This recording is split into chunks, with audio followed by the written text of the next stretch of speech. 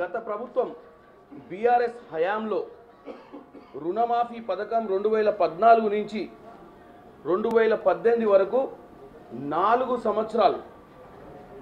సంవత్సరాలలో ఒకే సంవత్సరం ఏకకాల రుణమాఫీ చేసినటువంటి పరిస్థితి ఎప్పుడు లేదు.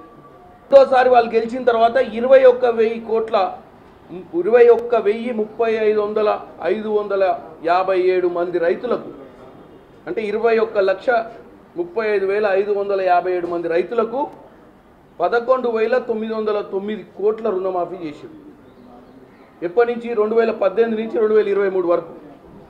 అది కూడా ఏకకాల రుణమాఫీ చేయకపోవడం వల్ల రైతుల మీద 8,515 కోట్ల రూపాయల వడ్డీ భారం పడింది. ఈ 2 సార్లు వాళ్ళు గెలిచిన తర్వాత 2 సార్లు ఏకకాల రుణమాఫీ చేయలేదు. 2 సార్లు మొదటిసారి అయితే అసలు రైతులకు జవాబిచ్చే పరిస్థితి కూడా లేదు.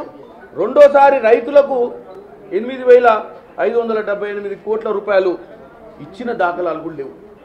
దానికి తోడు ప్రతి సంవత్సరం ఇవ్వకపోవడం వల్ల ఒకే ఏకకాలంగా ఇవ్వకపోవడం వల్ల ప్రతి సంవత్సరం కొంత ఇవ్వడం వల్ల 2 సార్లు కూడా వాళ్ళ మీద వడ్డీ భారాలు పడ్డటువంటి పరిస్థితి.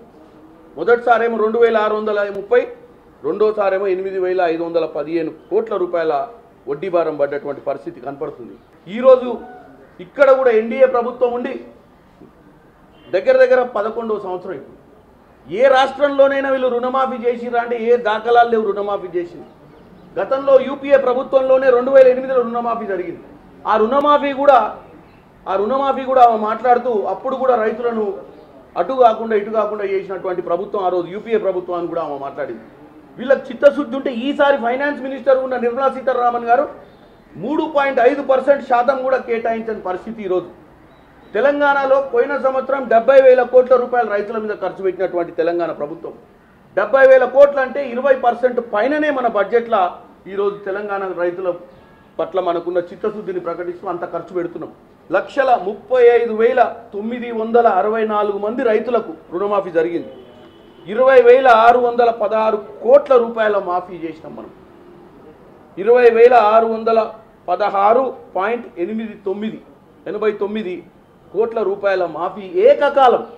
పైన మీరు చూస్తే 35,000 ఒకసారి, 21,000 ఒకసారి. వాళ్ళ 9 ఏళ్ల పరిపాలనలో వాళ్ళు ఇచ్చింది 50,000 పైచులకే.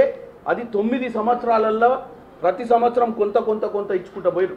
కానీ కాంగ్రెస్ పార్టీ అధికారంలోకి వచ్చిన మొదటి సంవత్సరమే 21,000 దగ్గర 21,000 కోట్ల రుణమాఫీ చేసిర్రు.